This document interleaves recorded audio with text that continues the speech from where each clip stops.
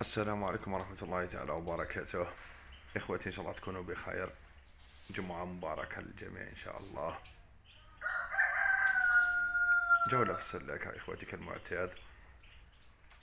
تقديم السلق الحساسين هاي تحبوا مليحة إخوتي، يعني في تنويع الغذاء مرة في الأسبوع ولا ادعوا لهم حاجة خضراء. البروكولي ثاني إخوتي فيه منفعة كبيرة وفيتامين سي. ودوك إخوتي راهو وقت الهندباء البرية التفاف، وبدا يدخل الحريق ثاني إخوتي. والحريق راهو يعني نافع جدا للطيور لتحصينهم ضد الأمراض وتقوية المناعة، وكذلك للتجهيز والتحفيز إخوتي. الحار ثاني إخوتي، الفلفل الحار مليح، بالإضافة إلى البذور.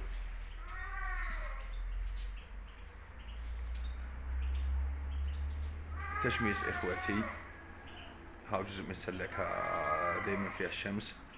حوض الاستحمام هاو في الأرض دايما مغيرو.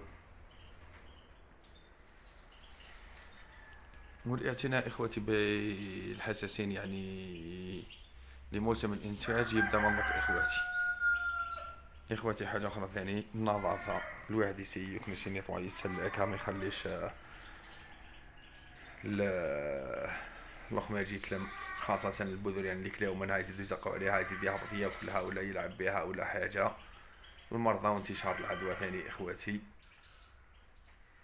الحمد لله هاي متأقلم من ناحية البرودة، الحمد لله يا رب.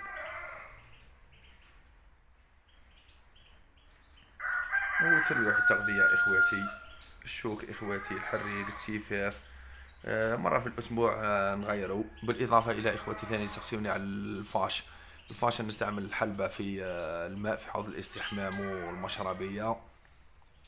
الحلبة هي فاتحة للشهية، سما تزيد تحفز الحاسين به ياكلوا أكثر. و سما الحسون كي يستحم ولا يشرب الماء تاع الحلبة راح يكون عنده تعرق ولا فيه رائحة كريهة. الفاش ما تحملهاش حتى في العشاء إخوتي، كانت ما نلقاش الفاش، نستعمل الحلبة فقط إخواتي. بالإضافة إلى خل التفاح إخواتي مرتين في الأسبوع 3 مرات في الأسبوع، ثاني في المشربية وفي حوض الاستحمام. هذا يسمى حاجة اللي نمشي بها العام كامل.